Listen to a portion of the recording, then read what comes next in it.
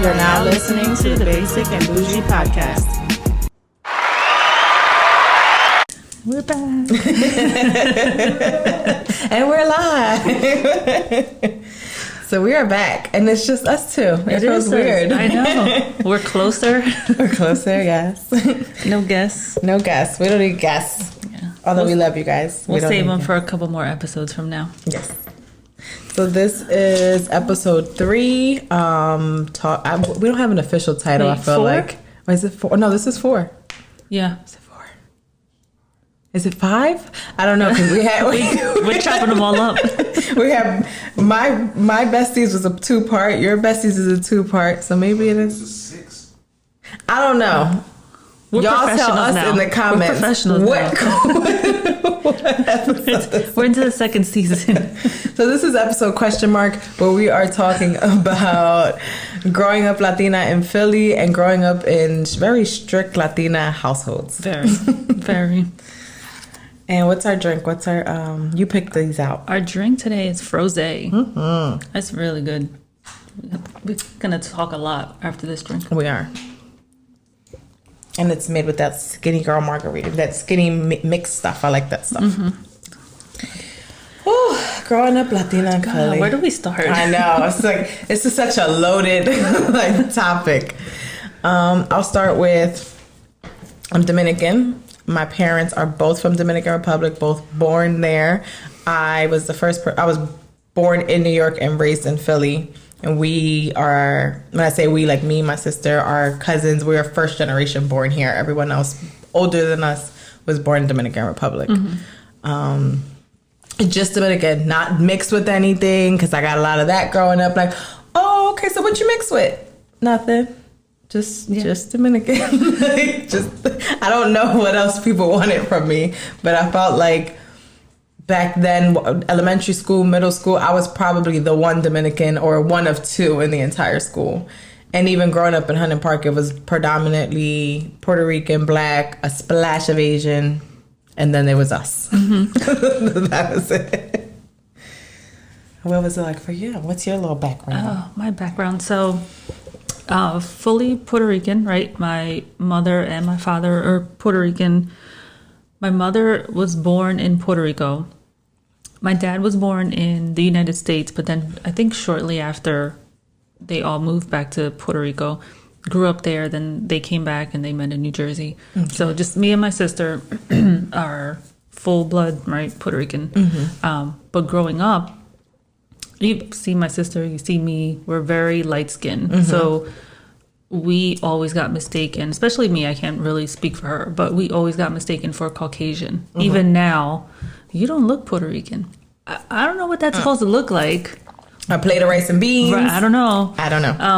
So you don't look like Jennifer Lopez, so you can't be Puerto Rican. You can't be. You don't have a J-Lo booty. You can't be Puerto Rican. So I got that a lot. I still get that. Mm-hmm. Even like the way I talk, they'll be like, "Oh, I hear an accent now." Do you? Do you? I don't. Sure, maybe. If you do, I don't know. But yeah, that's what I would get a lot. Yeah. I think the more I speak to people and the more I talk, or obviously the same thing, the more I speak to people and the more they get to know me, they're like, "What's going on? You mixed with something? Are you Spanish?" Whatever. Then it's like, okay, both my parents, blah, blah, let's give them the whole spiel. But I know when I drink, my accent comes out a lot. When I'm mad, spicy, how y'all like to call Latinas, sassy, spicy Latinas, I'll take it. Yeah. My accent definitely comes out. I'm talking fast. Like we're on a time limit. We talk really fast. Sometimes I can hear it about to come out and I try to fix it before it comes out because I know somebody's going to be like, "What'd you say? Say that again." And I just don't feel like being like the zoo animal. Like it's just. I'm not here for your entertainment. Right, exactly. But no, I feel like I got that a lot of. Even like from guys, like before, what is your name? It was, well, what you mixed with? Well, why I gotta be mixed with something? Mm-hmm. What do you think I'm mixed with? Or if I explained it, I remember vividly trying to explain what being Dominican is to somebody, and I was like in middle school, and I think whatever they took from it, they were like, "Oh, so you like Puerto Rican but dark?" Okay, sure, whatever. But there's such a wide variety, There right? is. We come in so many different colors. So many shades. My uncle is very like darker complexion, like your skin complexion. My mom, my complexion, like they're same mother, father. Right.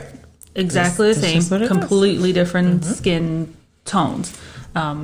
So people wouldn't think they think my uncle is Árabe or Indian. Oh, when they say yeah, him. or I got that a lot. I got that sometimes too. Like, oh, like Indian, Middle Eastern. They try to figure it out. Like dark skin, long black hair. They're like, you just can't be one thing. You have to There's be. No way you're There's Dominican. no way. There's no way. Yeah. Like I don't know. Like you said, like I have cousins on a certain side of the family that they're blonde hair, blue eyes, curly hair. It just depends on what part of the island you were born on. Like it just For real. If you put all of our families together, it would just be a melting pot. Yeah. Like it's just a little bit of everybody. Some people don't get that. They just don't get it, and I'm tired of trying to explain it. Now I feel like now I don't have to explain it as much. You see more Dominicans on TV. You have people like Amara La Negra that's speaking and saying like, no, we all come in different shades, blah, blah, blah. Joss and I had a brief conversation earlier about the terminology with Latina X, Latinx, Afro Latina. I don't use all those terms. That's too much. I'm a Latina woman or an American woman, whatever, however you want to call it, whatever. But I'm not picking up all these extra terms. I feel like I have to Google them before I use them. I remember when it was Hispalati. That was like one. what? It's too much. It's too much. It's too much. My name is Joss. Right. That's Melanie. That's it. That's it. They're like, well, what do you identify as? A woman. What? Like, I don't know what else you want from me. It gets too complicated. Yeah. People get too sensitive. I remember someone asking me, somebody that was doing my hair at the time, what my nationality was, and I explained it to her, and she was like, "But you're black," and I was like, "Yeah." I'm like, okay, I'm not offended by that. And she's like, but I felt like she wanted me to be, because then she like went on like, well, if somebody called you black, would you be offended? I said, no, I'm not. Look at me. It's an okay assumption to make. I'm not going to be offended by that. Right. But I feel like growing up, I always gravitated towards girls that looked like me. So most of my friends were black, but I always felt like culturally I identified with my Puerto Rican friends, my Cuban friends, it was just, I felt like it was hard to figure out where I belonged, because there weren't a group of Dominican friends over here. Yeah. My very close friends, especially in high school, we all kind of sort of look like each other. Like my very close friends were all Spanish, Jamie included, your sister, but we all looked alike, but we had very much differences. Yeah. Everybody was Puerto Rican except Jamie, but that wasn't a thing. Like we made jokes, right? Non-insulting jokes, and if they were at that time, they didn't insult anybody. We weren't like sensitive back then. Like I don't even know if I could repeat some of those jokes right now, because somebody's gonna be offended. Yeah. I wasn't. I thought it was. I have a good sense of humor. I don't take stuff like that too harshly. Yeah, and so that's what we just identified with each other without making it a thing. I don't know if that's the right. I'm not going to say the right things on this podcast. Right, this is not going to be politically correct. I'm sorry. Like we just, it was what it was, not offending anyone, but also not feeling like we were offending anybody, right? Just being yourself. Yeah. With your friends and being okay with that. Yeah. No, I get it. I remember growing up, so I don't know if your dad, your mom were like this, very proud to be Dominican. Oh, yes. My parents were very proud, and so are very proud to be Puerto Rican. And they had the Puerto Rican flag hanging in the window. Hanging on the window. Because everybody got to know this is a Puerto Rican car. Everybody has to know that. And I would be like, this is ridiculous. Like, why do we have to do this? And I would be embarrassed, not to be Puerto Rican, but just like, why are you so proud? Why are we doing this? Why are you so loud? But I guess it makes sense now, right? Like years later, absolutely. Not when you're a teenager, like first learning how to drive and you got to take the flag down. Right, and, exactly. That was embarrassing then. So I definitely had a little Dominican flag when I think I got my Malibu. I was like, yes, honey, it's official. I put my little banderita up here real quick. And then that was short-lived. I ended up taking it down. Because, you know why? I remember I was still working I was working at a different hospital, and my flag was up, and somebody left me a note on my car. in Spanish, another proud Dominican, and it was like, que bandera más bonita, blah, blah, blah. It was pretty much saying how beautiful the flag was. And I'm like, yeah, this is drawing Dominican attention. That's enough. Taking it off. I'm just going to be an American girl in Philly. Like, that's it. And during our parades, forget it. Oh, yeah. Listen, Puerto Rican parade, everybody's Puerto Rican. And the Dominican parade has grown. Oh, right? my God, yes. Before it was like... It was on like American Street, right? But now it's like a big thing. It's a big thing, and it draws. And it was always a big thing in New York, and now it's a big thing here. Mm-hmm. Yeah, just like the Puerto Rican one in New York is crazy. It's next level. Everyone wants to go to that. And here, like, you just don't be in Philly if you don't want to see that the last Saturday in September. If you don't want to be a part of the parade on Front Street, the unofficial parade on Front Street. Because you're going to be in it. Yeah. Whether you're outside in it or not, you're going to be in it. You might just grab some friends. just sit outside and enjoy it. Enjoy the show. Oh, goodness. I can still hear all the music, the cars, everything. The packed cars. Yeah. Hanging out the cars with the big-ass flag. Yeah, good times, good times. I never understood the pirate flag. So if somebody wants to explain that to me, please leave us a comment. What do the pirate flag? I've never understood the pirate flag along with the Puerto Rican flag during the parade. But I'm sure there's a history lesson there somewhere. Let us know. But growing up Latina with Latino parents, that might be a where do we start? I can start with first. I'm so sip to that. It's a special upbringing. One of the questions I asked on our, if you're not already following us on Basic and Boujie podcast on Instagram, you should. Please do so. What it's like growing up in a Latino family, and my favorite one was a fucking mess because. I can't put it into words. It's like I just can see it playing out, but it's hard to put into words. I guess we can start with how strict they are. Very strict. Not allowed to have sleepovers. No. You're not allowed to sleep over anybody's house. If you were, when you officially were allowed to, they needed to know everything. Everything. Who the mother, the father, how many siblings, do they what have time. Brothers there. Oh, forget if they have brothers. If they have brothers, you're not going. Forget it. No. Like if they have a dad, congratulations, you have a full household. But what does their dad do for a living? Why are they home? Are they on the couch? Like there's questions. Yeah, there's an interrogation before you go over. Not only this is the mom, this is the dad, this is the mom, this is what she does for a living. This is the dad, this is what he does for a living. This is this the dog, this the cat. You have to know everybody that is in that household. It's important. Everybody. I have one friend that you guys got to meet, Jody. That was my best friend that I was able to sleep over her house with no questions asked. And that's just because we literally lived on the same block. And my mom was like, oh, he's a military man. He's good. He's honest. That was enough for her. That's all she needed. Veronica was never allowed to sleep over. She never slept over your house? Never. Oh, really? Never. All those years? I hope I'm not making a liar of myself. No, she never did. Really? I think until I was in college and we were dorming in college and she slept over. Oh, yes. So she was hardcore. Maria wasn't playing. No. But no, her parents weren't playing. Oh, I think my parents were more a little more laid back. They would have allowed her to. Her parents no. Yeah, and they knew my parents from when Ashley was a baby, when Ashley was born. So when we were 10 is when we became friends. No, never. Neither one of us was allowed to sleep over. Now, my mom was more everybody can come here. The whole freaking school can come here. You can't go nowhere. And I remember having a couple sleepovers with 5, 6, 7 girls. But I wanted to get out the house. I don't want them here. I already live here. I don't even want to be here. Why do you think all my friends want to be here? That they just, that I don't even know. That overprotectiveness. Because most kids, I feel were oh, you had to be home before the street lights came on.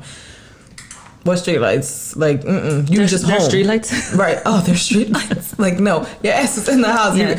School, home. You can look out the window. Maybe you were allowed to sit on the steps. Yeah, that's about it. Hang out. So we had a gate. So me and Jay were known as the girls that grew up behind the gate for a very long time. Really? Most of the people in the neighborhood, oh yeah, that's the girls from behind the gate. Because Hilda didn't let us leave that gate. People would come up to the gate, talk to us, bullshit, eat sunflower seeds. but you can't leave this gate. Don't open that gate.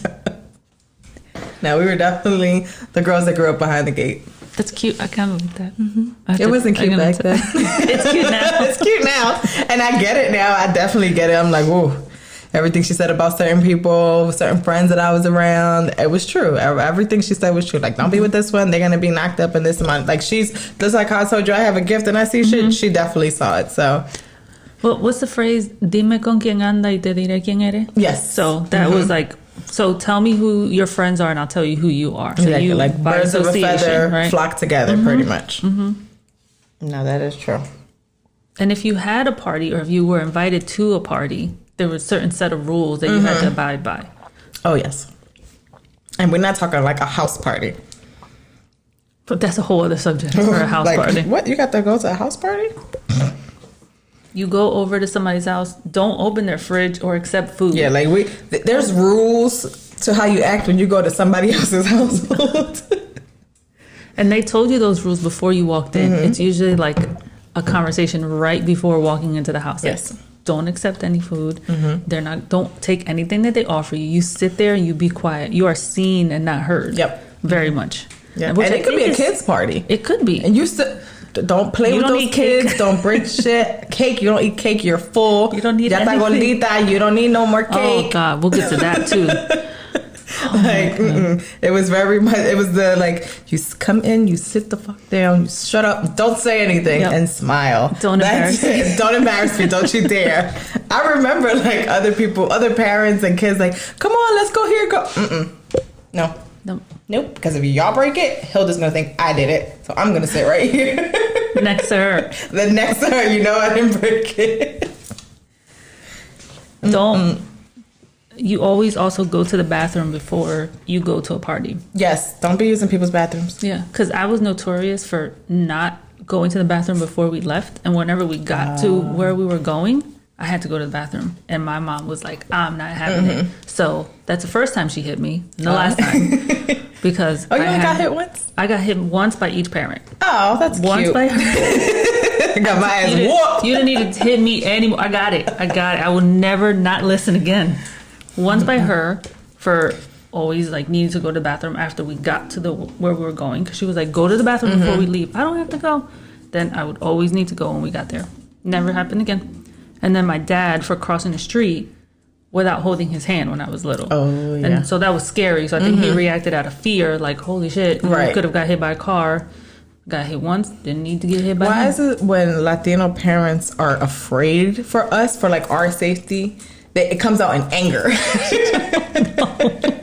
Like I think I fake ran away from home one time, which I didn't run away. I just was like, listen, I'm about to get in trouble for this anyway, so I'm not coming home.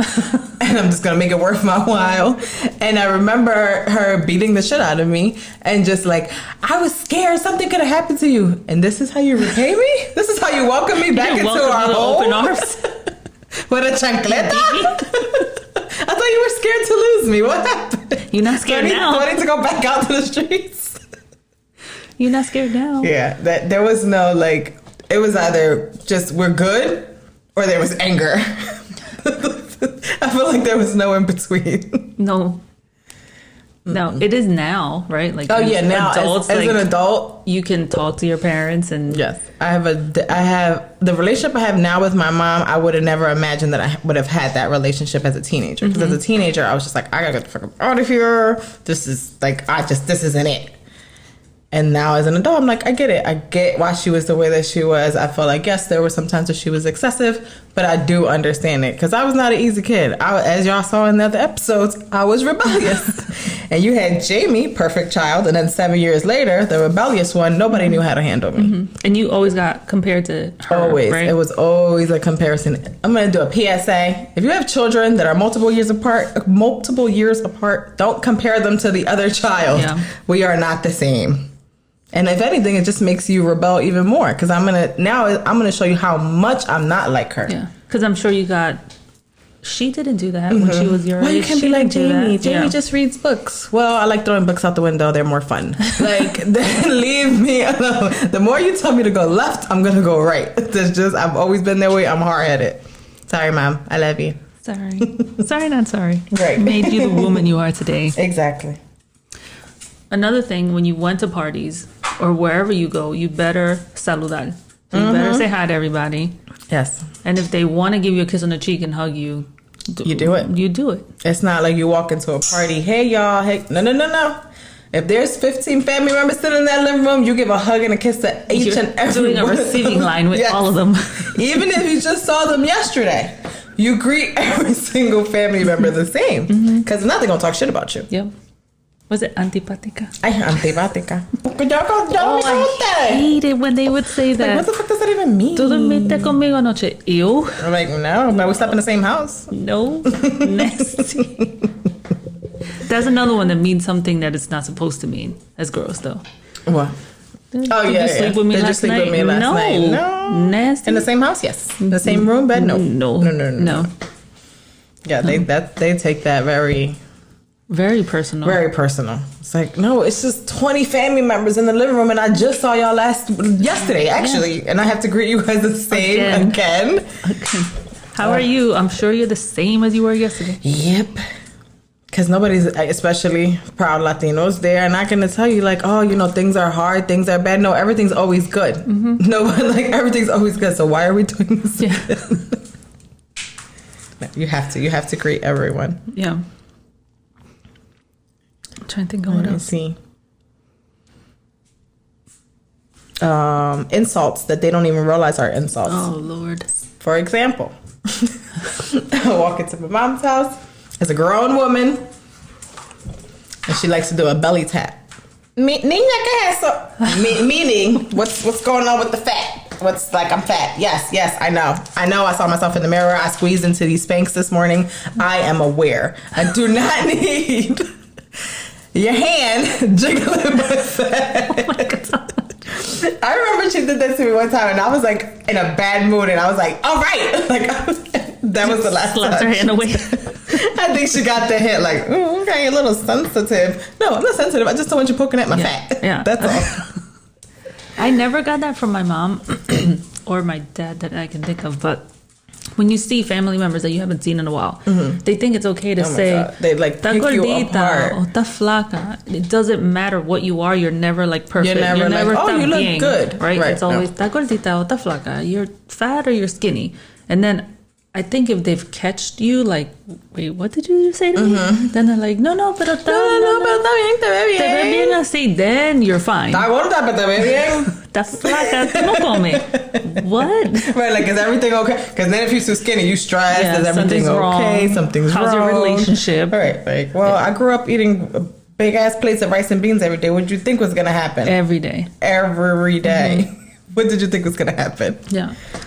My dad is always, even to this day, he doesn't do that. He just lies. Every time I see him or he sees a picture of me or whatever, he always tells me that I'm losing weight and that I look like a model. Every single time. I could be 40 pounds overweight. I could be at my highest weight, and if I see my dad, he would tell me, you look like you're losing weight. You look good. No matter what. He's a charmer. He is. He's a charmer. There's a reason why Jesus has so many children. Wait, can we talk about how your dad looks like Drake's dad? We can, and we will insert a picture. Please insert a picture. A side-by-side comparison. A lot of people say my dad looks like it's between Drake's dad and Richard Pryor. People go back and forth between the two. I will post a old picture and a recent picture because my daddy's handsome. I'll post an old picture and a new picture of my dad. Yeah. He's so funny. And he's like, Jamie. I'm a playboy. That's him. Well, he showed up to Layla's birthday in a Nicki Minaj t-shirt. Is there a picture of that? There is, and I will make sure that I insert that picture. I didn't see that. He's just too cool. He's too Drake's dad. Mm-hmm. He needs his own album. Yeah, I'm sure he's working on it. Yeah, my dad was always very good at giving compliments, whether they were deserved or not. I feel like he always makes people feel good. That's good. And then Hilda brings you to reality. Like, you're a liar. Nope. You was wearing this size last month. Hurricane Hilda. I'll never not call her that now.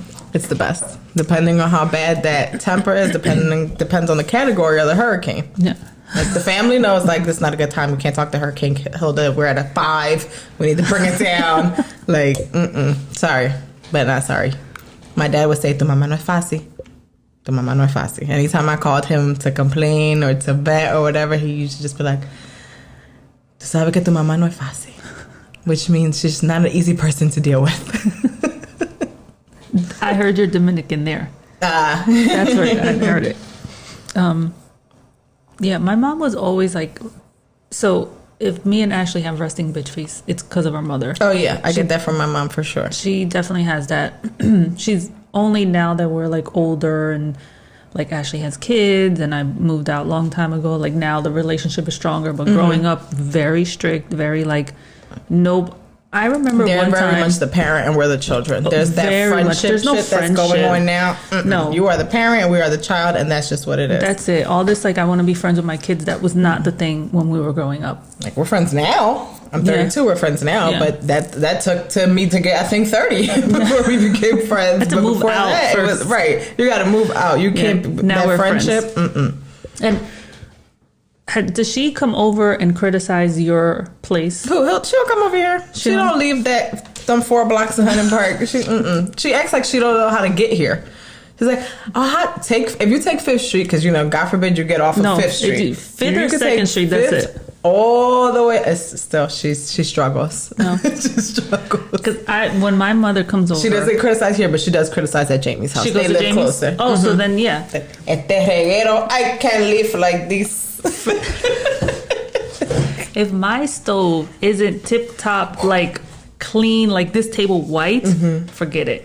She will get out the cleaning supplies. Where are your cleaning supplies so I can clean your stove, clean your bathroom, because we have a powder room right off the kitchen, and the floor. Like, I'm mopping your floor too.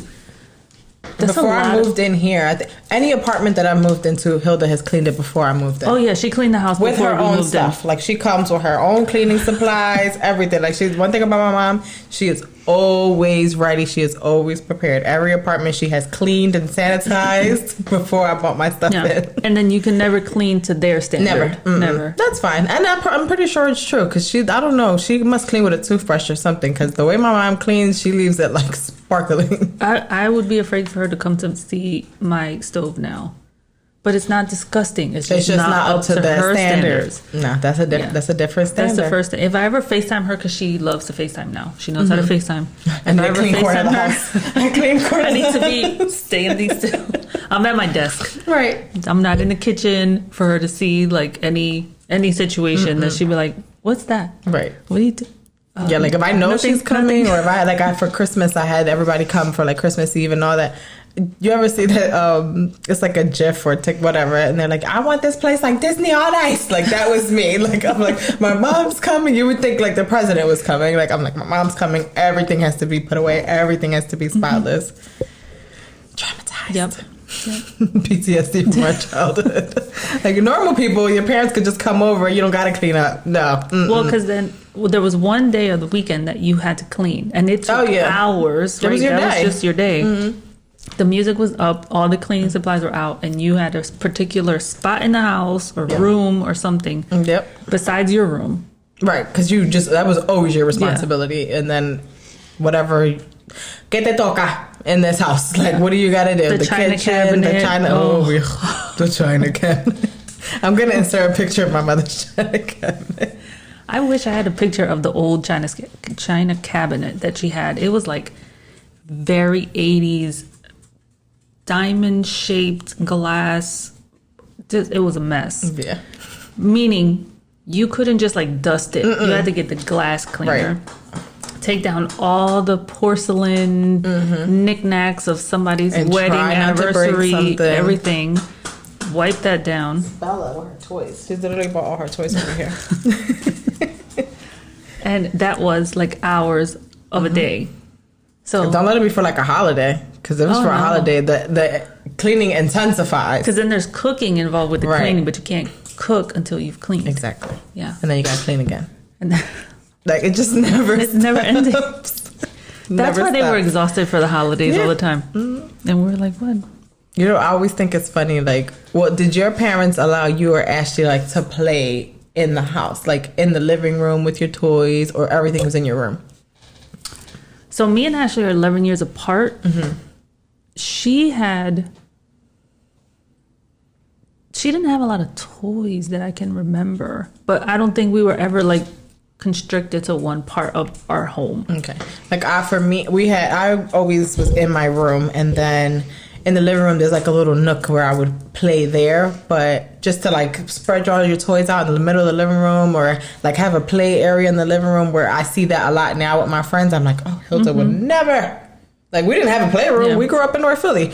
You take that shit to your room. But like when you walk into people's houses and there's like a whole playpen in the living room and all that, I'm like, no. That's the Hilda coming out of me. I'm like, I'm gonna need a house with a playroom, because this can't happen. I can't have all this shit in the living room. Because the kids come and they dump the bucket. They just, I had a bin and I would just dump it, but not dumped in the living room. No. Like, you wouldn't, if you walked into my mom's house, you wouldn't even know that she had children. Like, aside from the pictures, because it was immaculate in there. Yeah. Like, still is to this day. I remember the biggest toy that Ashley had was this like unicorn, like carousel horse, and that was like in the back of the living room. So it kind of looked like an ornament, like it was part of the living room. It could be decorative, or it could be a toy. But it was her toy, and it was this like horse on a carousel thing, very cute. I don't know whatever happened to that thing. That was probably only allowed because it looked like a piece, like something decorative. It looked for decorative. Them. It looked fancy.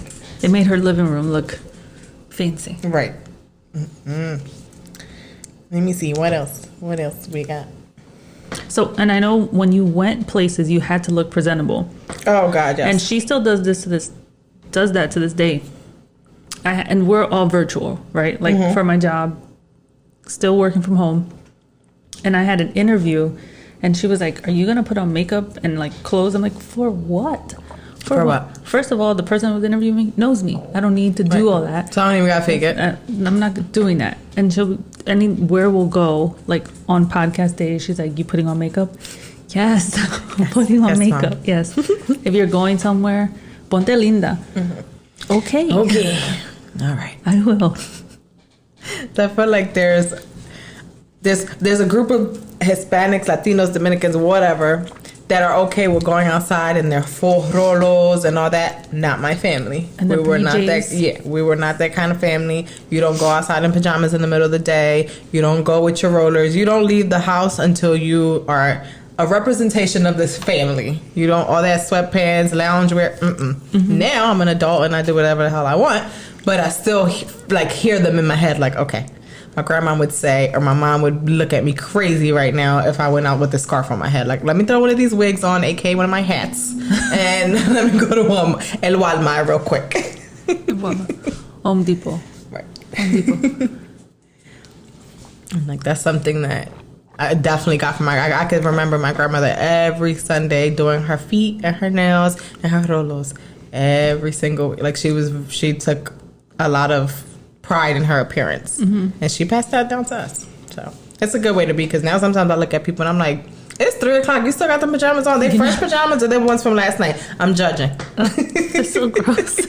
It's 3, so I don't know, did you take a shower and put new pajamas on, or are they the pajamas from last night? Yeah. I have questions. If you're a pajama wearer all day long, do you get fresh pajamas, or is it the same ones that you slept in? Please tell us. I need to know. Yes, I'm judging. Get over it. Get some leggings. It's fine. Yeah. No one will know if you went for a run, yoga, or you just woke up. Exactly. And you look fancy. And throw on some sneakers. Or Uggs. Whatever. Something. Anything. Anything but them pajama pants. Character pants. Yeah. See the SpongeBob's? Well, see, no, because they look dirty. Yeah. Right? Like, if you're not in bed with them, right. Total judgment. Yes, because you said that, and I'm thinking of a specific area in our city. I'm gonna go ahead and say it. Y'all can hate me for it, but I just think instantly like K&A, Port Richmond area. All I see is buns and character pants.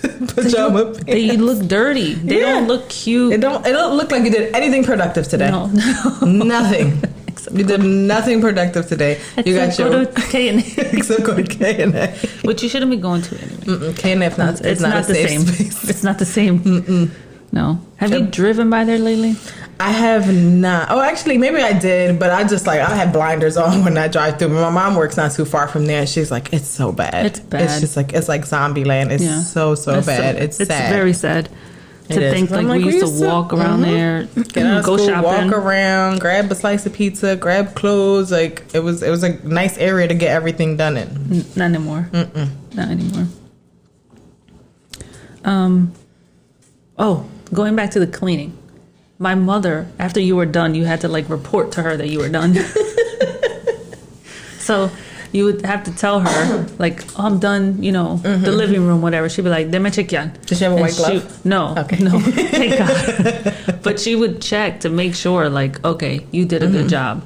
She was the inspector. She was a supervisor. She was going to check to see if you really cleaned up. I think that, excuse me, I do not have COVID. I think that Hilda knew we were so afraid of her that she didn't even have to check. That's how much she had us on lock. I told you to do it, do it. That's I don't it. have to check that you did I don't have it. to check. Yep. Because if a check and it's not right, grab the belt you want to, grab your belt of choice. Well, Jamie didn't get beat with the belt like I did. No. It was a weekly first child thing. is just Ashley got beat. Yeah, I got my ass beat. Ashley But that's got probably beat. why I have a high tolerance for pain now. From all those beatings. Maybe. The best one was when she caught me coming out the shower. That one's done. I'm assuming you did something before you got in the shower. And I don't remember what I did, but I remember her coming home from work because she used to remember that gate that we have for the car. As soon as I heard that gate, I knew she was home. So I was like, let me hop in the shower because she won't beat me if I'm in the shower. Just like let me act like I'm sleeping. No, she will beat me if I'm fake sleep. She waited for me to get out the shower and she called me. I still don't know what I did. I was like, damn it. I thought I had a good plan. Like, nope. Didn't work. It just delayed it. It just delayed it. It probably made her madder. Right. Yeah. And worse for me because now I'm wet. And now it stings. The belt really fucking stings this time. Yeah. Yeah, I remember her Ashley saying, I'm going to put, now we're putting la coger aquí. Like, I'm going to put the belt right here next to the door because you just get an ass whooping every time you come in. It never went up, but it didn't need to. I still got to be it. She knew where it was. She knew where it was. She knew. And then you knew where it was. No, Ashley was the one that didn't listen. She got beat. I don't remember if like with a belt or chancla or whatever. I know she would get whoopings. And even I would like try to calm her down. Would not work. No, she was the rebellious Did your one. mom yell at her for crying? I don't remember Ashley ever crying. Oh, Ashley, you a G. No, I don't remember. Ashley's showing feelings now, and it's I think because of the kids, but she would never like show feelings before. No. Yeah. I remember getting beat and then crying because it hurt, but then getting beat for crying that it hurt. So I learned to suck up my emotions real early on in life. Oh my God. Like, yes, you feel pain, but you cannot say that you feel pain. No. So again, that's why I have a high tolerance for pain now. Growing up Latina is interesting. It is. It's very interesting. And then now, like, so I have a very interesting spelling of a name, and I always hated my name growing up, and I wanted to change it for the longest time until I turned, I don't know, 16, 18. I was like, this is my name. Like, it's fine. But the misspellings, the mispronunciations, the assumptions that I was Spanish, but then when they saw me, it was like, you're not. Right. What's going on here? Because you have a very, like, distinct, like, very pronounce all your words correctly. But, yeah, they would always mispronounce. To this day, I just posted a picture the other day of someone that I sent an email to replying to me and misspelling my name. Like, or just gonna make it up.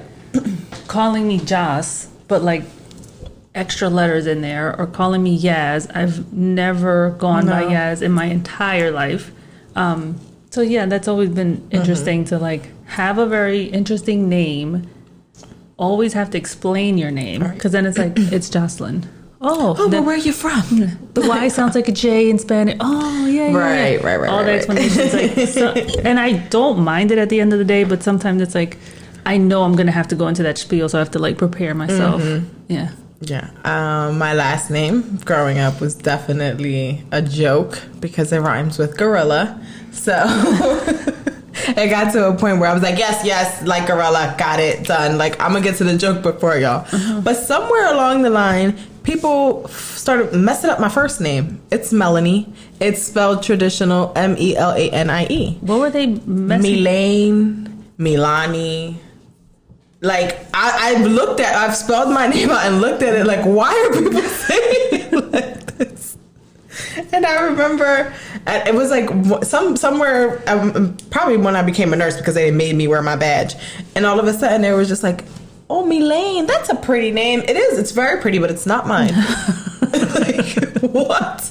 It's just, I don't know what other way it could be spelled that people wouldn't be confused. There's Melody, Meloni, Milane, Milani. Like, they want to make it real fancy. It's just Melanie. It's Melanie. Like, right? Like, it's just Melanie. Why would you think it's There's anything no else? O's, there's no Y's, there's no posh, H. there's nothing. No H, no nothing. I don't know.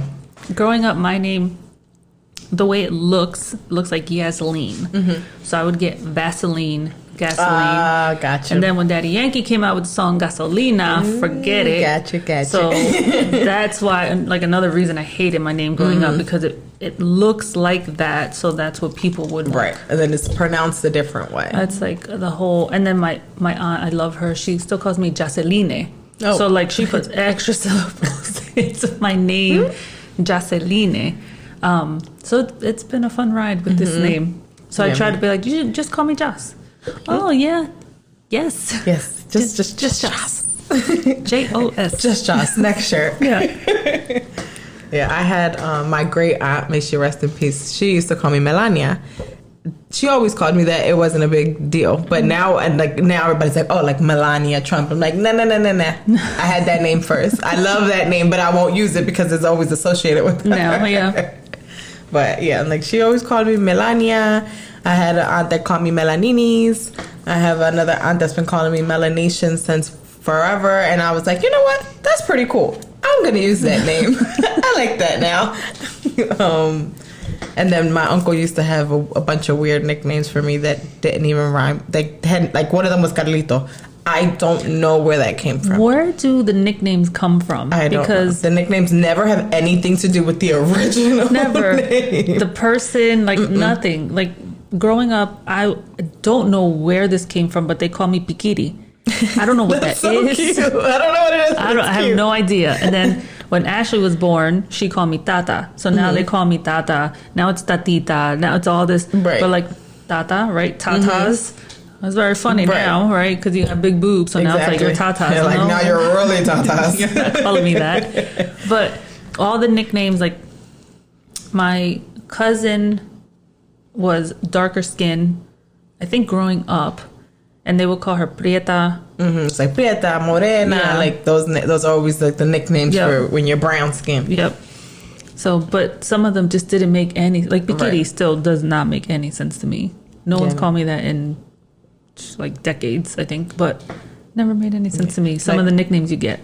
Like I know my mom's nickname, which I'm sorry, Mom, but she doesn't use it as much now. It's more like a family nickname. Is Gucci.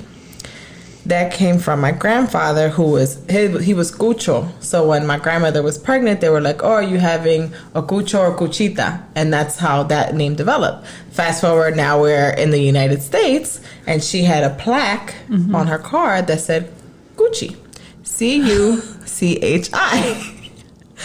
I never realized it because first language being Spanish, all that. It's like, okay, whatever. This is my mom's nickname.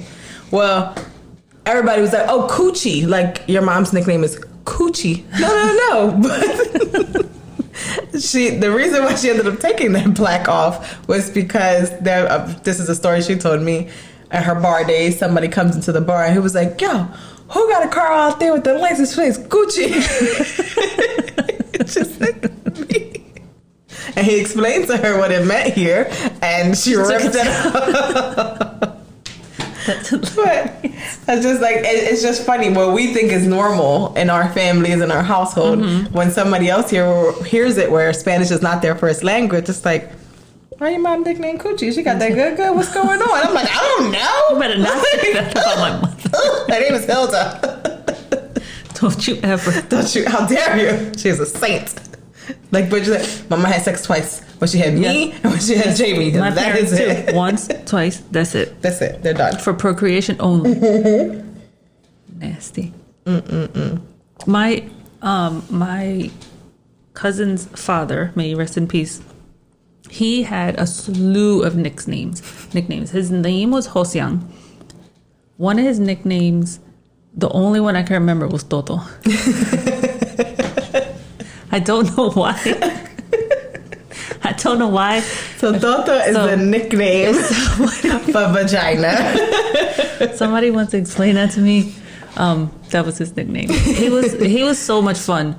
But yeah, that's funny. I don't know why. Maybe he was the man back in the day. He probably was. I'm sure he was. Story behind that But name. if I could find pictures of my dad and him, they were fly. Like my dad with his fro and his. I love looking at pictures like that. I definitely have a picture of when my parents got married. He has this big fro, the powder blue tuxedo. Yes, Dad. Like, come through. He was with the high water. I gotta find these pictures with the high water, like we'll put both bell of our bottoms, dad's pictures in there. the tight button-down shirt. They were fly. I gotta find out what my dad's nickname was. I know he had to have one. Mm-hmm. That's one thing your parents don't tell you about sometimes. Right. Where my dad definitely. My dad has a bunch of names. I don't know. Sometimes I don't know what his name is. He has aliases. He has a name for a name for a name. Good luck with that one. Now my uncle that passed away that gave me the nickname Carlito.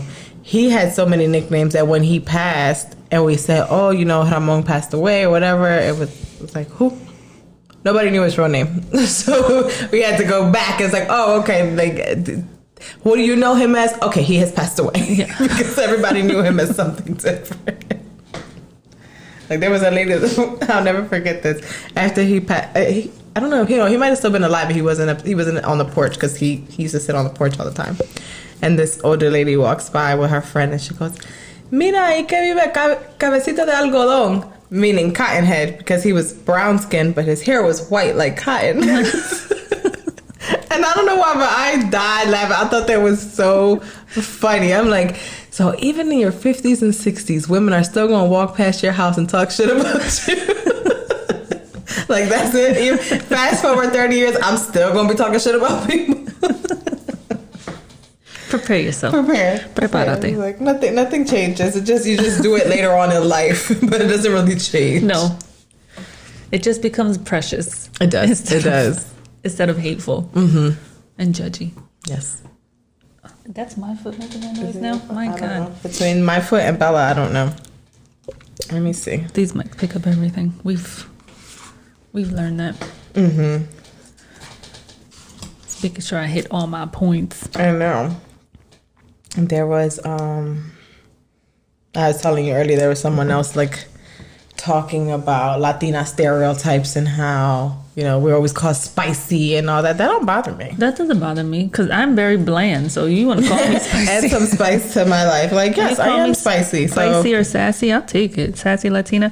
What I don't like is don't compare me to someone that I'm definitely not. Like someone once told me that I sound like J-Lo. Did I say this already? Like, that's the only Puerto Rican you know? Right, that's it. Pretty much. Sound like her. Tell me I look like her. Right, then I'm like, thank you. Okay. But no, I don't look like her either. So I don't sound like her. It's like J-Lo is the ultimate Puerto Rican in most people's eyes. So it's like, if you don't look like J-Lo or sound like J-Lo, you're not really Puerto Rican. No. No. If I can have her trainer and her nutritionist. All of that. I take it. And her beauty consultant. I'll take it. Sure. Tell me I sound. What's going on with her and A-Rod? I heard they broke up. That's what I heard. I was devastated. And I was like, okay. See, and I was like, okay, I was waiting for that to end. Because she just, she rotates through them. So I just was like, it takes a really special man to really like lock her down. It was I thought Mark he was Anthony. The one. I thought he was the one. Sometimes I still think it's Diddy. Sometimes. Why? So there's some questionable moments about Diddy that I want to. We could talk about, but you thought it was Diddy. So, and this kind of ties into Latina households and all this. I really thought that was like her true love. And I was young, so I probably didn't know no better. Looking back now, it probably wasn't nothing. But I feel like she didn't pursue that because he was black. Interesting. And I say that because you see me, I'm brown. You see my sister, she's brown. Everyone in our family has been with another Dominican person, with the exception of my sister and myself. Mm-hmm. Jamie was the one that broke the mold. And that was, on the outside looking in, it's like, it's not a big deal. Like, okay, he's a black guy, you're a brown skinned girl, like it shouldn't be a big deal. It shouldn't be, but there's a lot of colorism within our culture. Correct. And even my parents and my grandmother, may she rest in peace, who was darker than me, were all very judgmental against dating outside of the culture. It wasn't even like, oh, this person's black or this person's white. It's like, you're dating outside of the culture. Mm-hmm. And because I grew up in a household like that, I was like, I think that's what happened with her. I think she didn't want to go against the grain. Interesting. Because I was like, out of all the guys she dated, she's married, been with, the only person she had babies with was another Puerto Rican man. That is true. She did not give nobody else no babies. Interesting.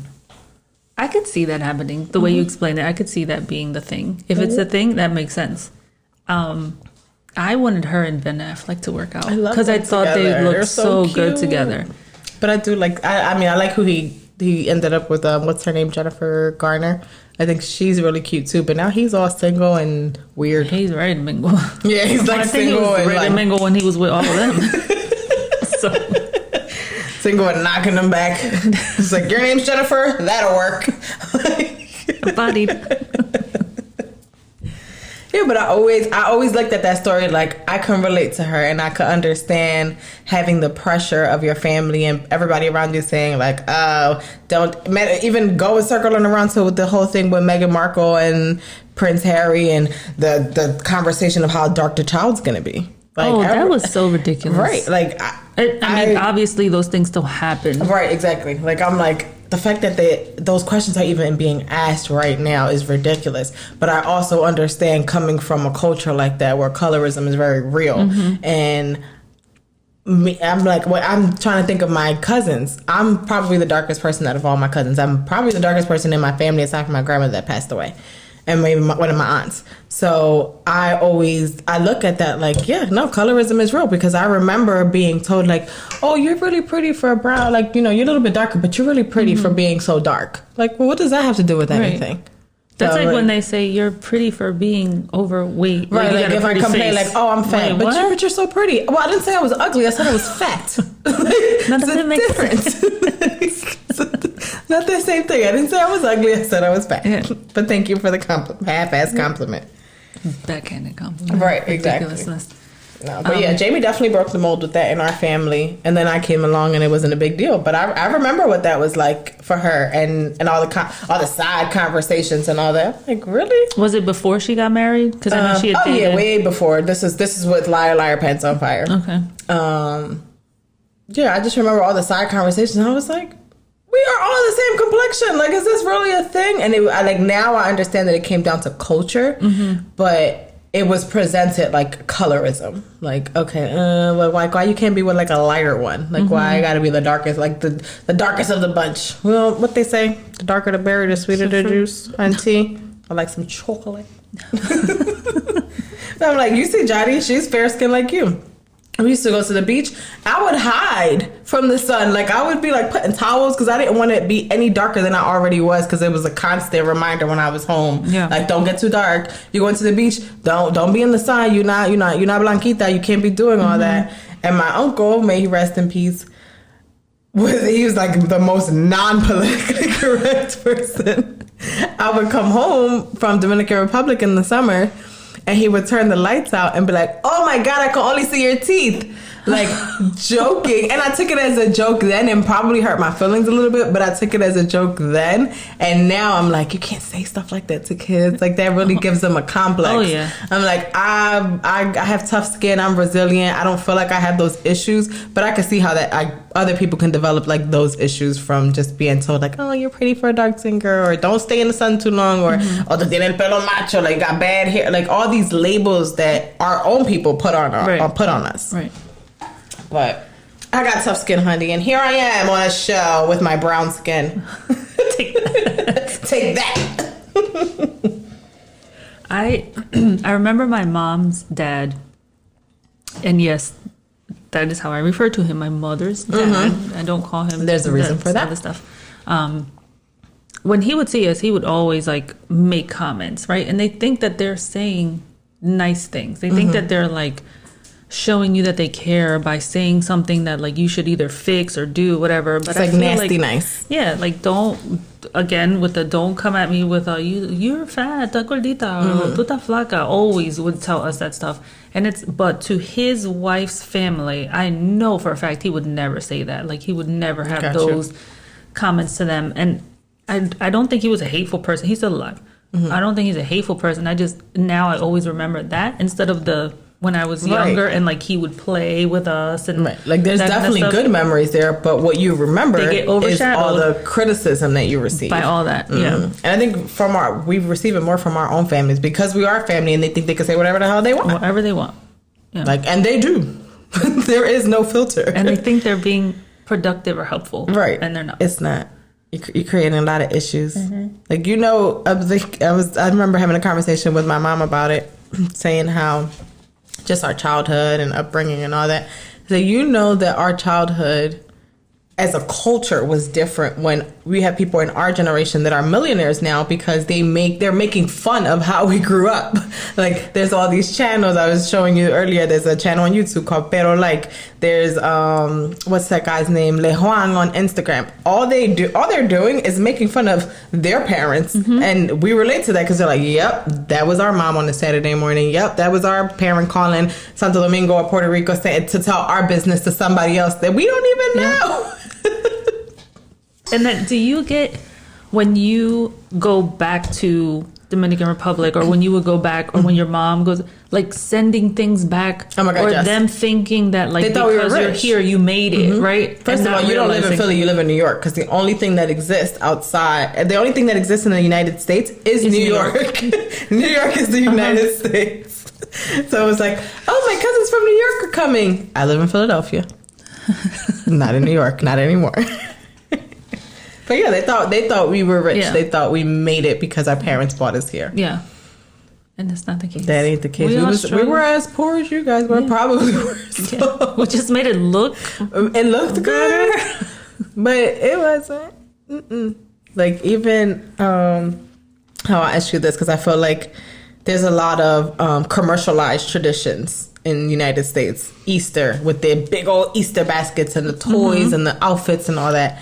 For us, Easter is you go to church. Right. Like in our culture, you go to church, you're done. That's it. Sunday's over, Easter's over, boom. Here, it's egg hunts and baskets and all that. And it's a whole thing. And as a kid, I didn't understand it. I was just like, okay, well, whatever. Like, I did those things with Jotty's family because they were more into that. But my mom didn't even know that stuff was happening. So we didn't do that because she was like, well, we don't do that shit like where we're from. So I was like, there was one specific thing that I always remember where after Easter, people would come to school with new clothes. And I never understood that. I was like, well, what happened on Easter that everybody got new clothes? And it was then somebody like explained to me like, oh, well, you get your taxes, you do this, whatever, you buy your kids. I was like, oh no, my mom get her taxes, she pay her bills. Like we don't get new sneakers. Like even to this day, like it's a disconnect for me because for us that wasn't how we grew up. Yeah. All those like commercialized holidays wasn't a thing. Yeah. So I'm like I feel like sometimes I'm in between two worlds. Like all right, culturally this is what we do, but then if you have kids and you don't do those things, then they feel left out. Because I felt like I was left out of a lot of things because they just didn't know. Yeah. Like it just wasn't a thing for them. But good old Jotty's mom and dad always saved the day. Growing up, so my mom was a Jehovah's Witness, and we would go to Kingdom Hall with her. My dad has always been Catholic. I'm actually baptized Catholic. Okay. Ashley's not. My mother got baptized in Jehovah's Witness, but we haven't been in years. All that to say, we didn't do anything for the holidays until after Ashley was born, and then a couple years later. So you weren't even used to having any type of celebration. There was no Easter. That was and I can't think of the word now, but you would go to church or you would go to Kingdom Hall, and that's when you would pass around the wine and the crackers, but you weren't allowed to eat them. There was only like a specific few the selected that could eat the cult, that could eat and drink from that, and you would like look to see. Like I would watch. So then why were you getting it? Just to hold it? To pass it. Oh, okay. The anxiety of like it's coming. Like I would feel like I'm gonna drop it. Yeah, like I'm gonna drop it because it's like this. And passing the wine glass, for those of you who are listening, it's passing the wine glass and then the plate of crackers, and it was just like a stale, like Ritz cracker type of thing. Right. That they probably just left out overnight open, right, with the bag open. Those are good old crackers. That was it. And the green can that later became your rice. Yes. Right. So we didn't talk about that. So you would save your rice and the Keebler Elf, right? Like crackers. And you would save your sewing supplies in the Danish cookie tins. So and those, you would save. There's never cookies in those cookie tins. I didn't know they came with cookies until later. I'm like, there's cookies in here, like real cookies, like shortbread cookies in here, and crackers that I've been missing out on my entire life. And the butter. And the butter was the sofrito. So yeah. But we didn't grow up. You never know what's in those containers. And I think that's why now, as an adult, I use like glass clear containers, so nobody's fooled. Well, it's fancy now. Yeah, like now I'm fancy, but now I'm sure if I go to Hilda's house, there's still stuff in containers that don't belong. Because she makes anything. I get the pack rat from her. She will empty something on and be like, I could use this for something. No, throw it away. You can't use it. Throw it away. It was not made to be reused. Storage. No. I remember on like Saturdays or Sundays, her making sofrito, and I could still smell it. I could still smell the sofrito being made. But yeah, going back to tradition, like we just didn't do any of that stuff. We didn't participate in any of that. So like anything that had to do with like the new clothes, like we didn't know anything about that. The grass. I remember in first grade, we were supposed to have, it was either first grade or second grade, we were supposed to have like an Easter party, and I didn't know how to say like, we don't celebrate Easter. And like all the kids had to bring something, and I was in charge of bringing grass or straws. I was in charge of bringing straws, and I'm like, oh, I gotta bring straws, like the straws you drink. No, I was supposed to bring the straw for the basket. Right, the straw. I didn't know any better because we didn't do that. Did you bring a straw? I don't remember. I don't think so. I feel like Easter got canceled. She done forgot the straws. Fucking we'll try again next year. We'll try with the new class next year. Right. No, but to piggyback off of what you said about the clothes and all that, like, listen, Hilda said you get one pair of sneakers in September.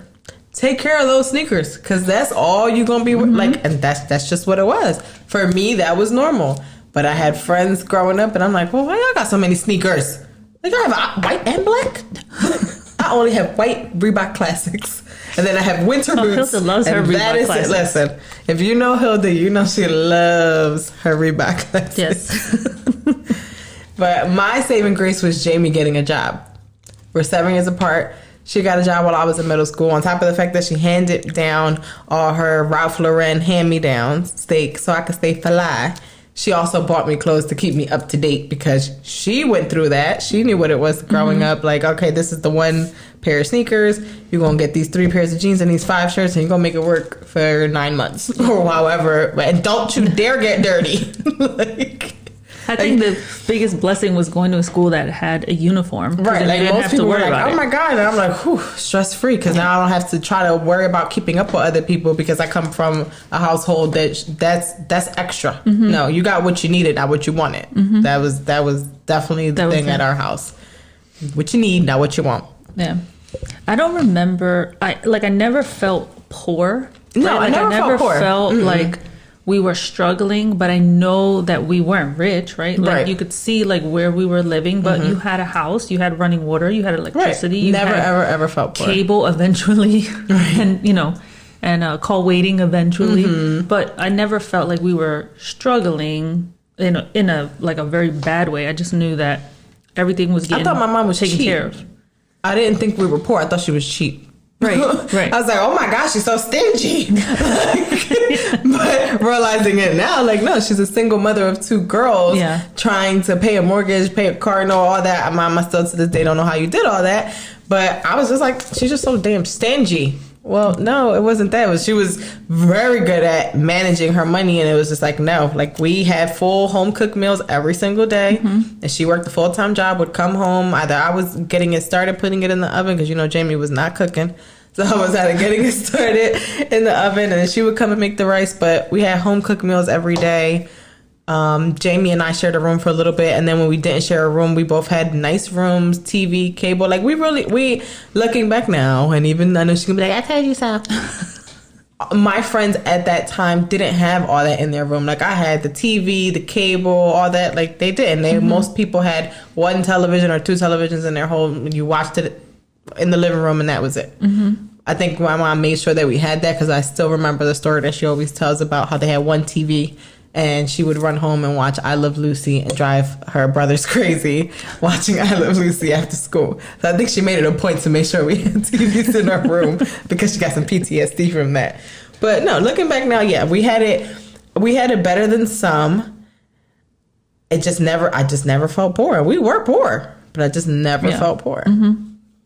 So good job, parents, for not making us feel poor, even though we were. I just thought you were stingy. Yeah. I was like, she makes all this money. Every time she taps that machine, money comes out. So I don't understand why I can't buy more sneakers than Reebok Classics. I remember my mom used to get her hair done every single week. And I used to think that was selfish. Like, you get your hair done every week. Like, that's, you just got your hair done. And it wasn't until later in life that I realized, like, that was her way of treating herself, self-care. Right? Like, that was her thing. And it wasn't until my dad got sick that she stopped doing that. And then it was like, oh, you did that for you, not to be selfish, right? You don't understand that until later in life. Everything else she did was for everyone else. So that was like her thing for herself, where she didn't have to include anybody else. Right. Cooked every day, made sure that we were good every single day. My dad too, right? Like we get our work ethic from them. Oh, for sure. Like, I think I have a very strong work ethic. I've been told from managers and bosses and supervisors.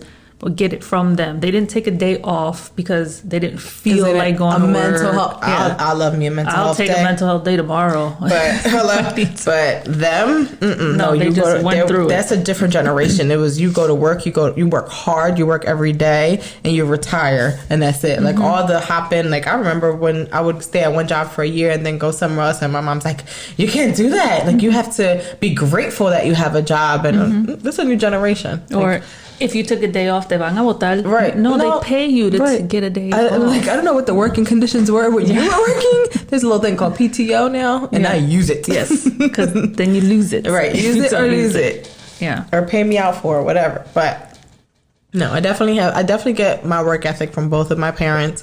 I feel like I get my organizational skills and my OCD from my mom, but I get my charisma and my, like, laid back, don't really give a fuck about much attitude from my dad. Like, he's just, like, light and fun. And my mom's more, like, structured. And same exact way for me. Yeah. I could be very funny, very playful. And I get that from my dad. And my very, like, on top of stuff. I'm not slacking on, like, deadlines and everything. It's all from Maria. Yeah. All from Maria. Yeah. Did you ever get, like, punished or in trouble with your dad? Aside from not holding his hand when you crossed the street. Not really. My mom was like the disciplinarian. Right. Like, the man is the head of the household. But the woman is, I believe, truly the head of the household. Right. Like, I needed to make sure that I was living up to her standards. Right. And she would tell him if I did something, and that would be the worst. But, like, she was the disciplinarian. She was the one who, like, made the rules, and this is what we're going to do, and this is how we're going to do it, and this is when we're going to do it, and you're going to do it. Yep. That was it. And yes, I listened, and then actually never did. Right? Same, rebellious second child. But I didn't really get in trouble by my dad. I don't think I remember one time that I don't even know what I did or what he told me, but he told me to do something. And it was just like, I don't know, Melanie, take the trash out. Okay, well, I took too long. And he said, "Ya te hablé." That was all he had to say. He opened them eyes. I said, "I don't even know what you asked me to do, but I'm doing everything." Like, something about getting in trouble from my dad was very different. Because they were so and laid very back. scary. Yeah, because it's like when the yeller is always yelling, it doesn't do anything. Right. But when the nice one is upset, it's like, oh shit, I fucked up. Like, I disappointed him. I'm sorry. I'll fix it. But when the person that's always yelling is just yelling again, it's like, okay, she'll be all right. Yeah. White noise. Right, exactly. Like, that's why you got high blood pressure now. She always yelling. Oh, my mom too. Same. Like, my dad probably has his own, like, no meds. But my mom, yeah, she got like 5 different blood pressure medications. I remember one time getting in trouble by my dad because me and a friend from the block, we were going to the store, and like our not boyfriends, but like our guy friends, we were all young, and they were like chasing us down the street, and we were like running to the corner store. By the time we came back from the corner store, my dad was on the corner like, why are boys chasing you? Why are you allowing that? Because what was happening and probably what he saw were very different. Yeah. We were like, why is that happening? I'm like, I don't know. We We're were just just playing. playing, No. No. You don't play like that. First of all, No. you don't play like that. You don't play like that with boys. I can hear my grandma screaming. She didn't scream a lot, but when she did, it was because all the kids were together. Like me, all of the cousins. And I could just hear her yelling, "Deja la luchadera!" Meaning, like, stop all the roughhousing.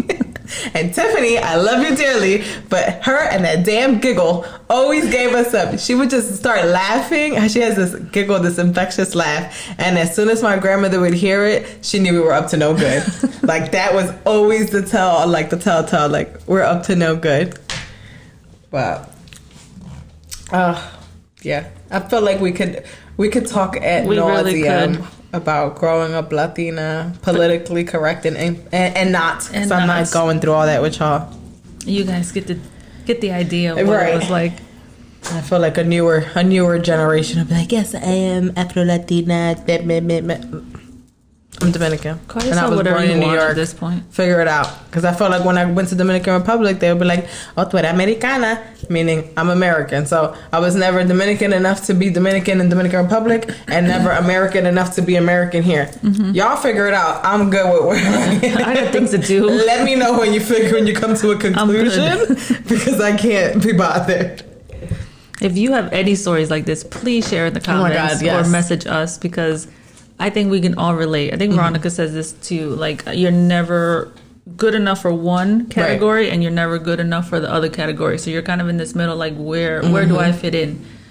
Fuck fitting in. Do you. And I think I adopted that attitude, that like fuck fitting in attitude real early on. Thank God I did, because if not, I could see how it could have turned a different way, or how I could have been more sensitive and all that. But I'm like, listen, I look different from most of the Spanish girls that you're friends with. Deal with it. Yeah. That's just what it is. Jamie was my only Dominican friend until I went to the Boy Scouts. Yeah, and I feel like I was definitely like, everybody's only Dominican friend. You get one. You get choose wisely. You can't claim the other one. Jody already knows. I'm the best friend. I'm the Dominican friend. That's it. You don't get another one. I remember her dad is in the service, and we used to go swimming at the Navy base, and you could only go if you were a family member. And he was like, "That's my daughter." Now, mind you, you see Jody. Yes. Her dad is lighter than she is, with like greenish eyes. Her mom is your complexion. They're all white. And then I come, and he's like, "That's my daughter." Okay, sir. Just let her in. Just let her in. No, but I wouldn't change anything about my childhood. I wouldn't change anything about growing up. Agreed. Latina in Philly, or looking how I look in Philly. I feel like it adds to who I am, and that's just what it is. But I'm like, oh God, all the what you mix with, all that. Like, you don't look Puerto Rican. I don't know what I'm supposed to look like. Should I wear a shirt with rice and beans on the back, like, or plátanos? And then I say, "Oh, you're plátano, you a burnt plátano?" Like, okay, yeah, okay. There's an excerpt, sure, right? When we come out with merch, right? Merch coming soon. But yes, if you guys have any stories like this, please share. Yeah. Please share. Yeah. And I think we're supposed to say something. We're supposed to say like and subscribe. You wrote some notes. Something like that. Please like, subscribe, Please comment. like, subscribe, and comment. We'll get there. We'll get there. Production's going to be mad at us. But this is why he get paid the big bucks to figure this out. He don't get paid at all, actually. We keep it cash. So thanks again, and we'll be back next week. See you next week. See you next week. Bye. Bye.